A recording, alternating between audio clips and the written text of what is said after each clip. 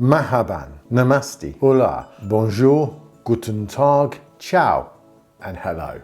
It's surprising, when I go on holiday, I learn so little language. This isn't just me, because most English people heavily rely on their language when they go abroad. But strangely, even English in America can cause confusion, as I found out once when I was running around San Diego Zoo, asking everyone for the loo. No one knew what I was on about.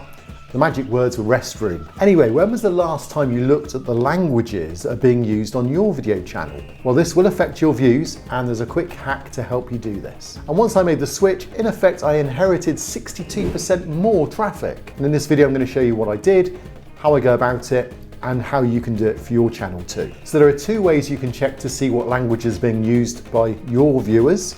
And then I'll show you an easy hack so you can translate it automatically. And all my videos on the Zanet Design channel are being translated in 10 languages automatically each time I release a video. So you can easily do this using the TubeBuddy plugin, and I'll put a link down below if you want to try that out. And there it gives you your top 10 languages. And this can be useful because there'll be languages you may not have even considered your audience is coming from. And as you can see from mine, I've got several languages here that my viewers are using when they come and see my channel. Now, of course, it will vary depending on what your channel is about, but every time I release a video on my Zanet Design channel, I always make sure I've got these top 10 languages being used for my audience. So as you can see from this, around 60% of my audience is English, but almost 40% are finding me via other languages. So there are two areas that you need to automatically translate. But before I show you that, if you don't have TubeBuddy, you can just go to your analytics and it'll give you that information anyway. I'll show you how to do that too. Here you can go to details in your analytics, and then under more you can select,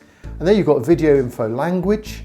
You've also got subtitles and CC, and once you start using it, you can then see how it's affecting your channel.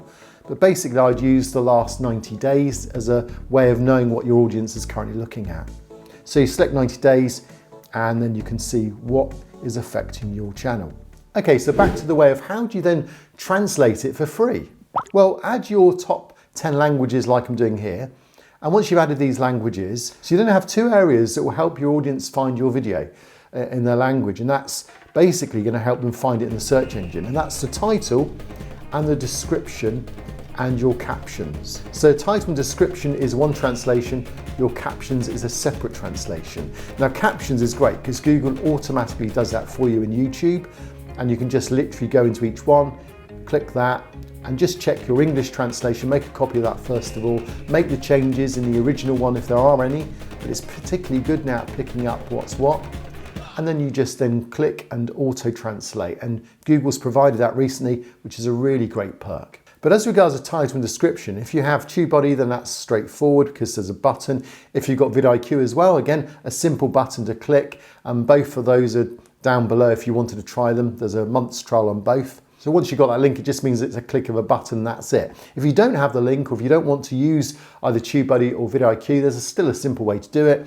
You just open up Google Translate, and there you can just copy and paste that into the language you want. So here you can see with Filipino language, I'm just going to translate that, put that into the description and title, and it takes just a few seconds. And then that's then ready to be found in a search engine for those that want to use that language instead. Now what you need to do is just give Google a while to find your channel and those languages, and then gradually you'll see your increase in views. But you know, there's 7 other mistakes that most YouTubers are making, and you need to watch this video now to know what they are, to make sure you're not making the same mistakes and losing out on views too. So I'll see you on that video.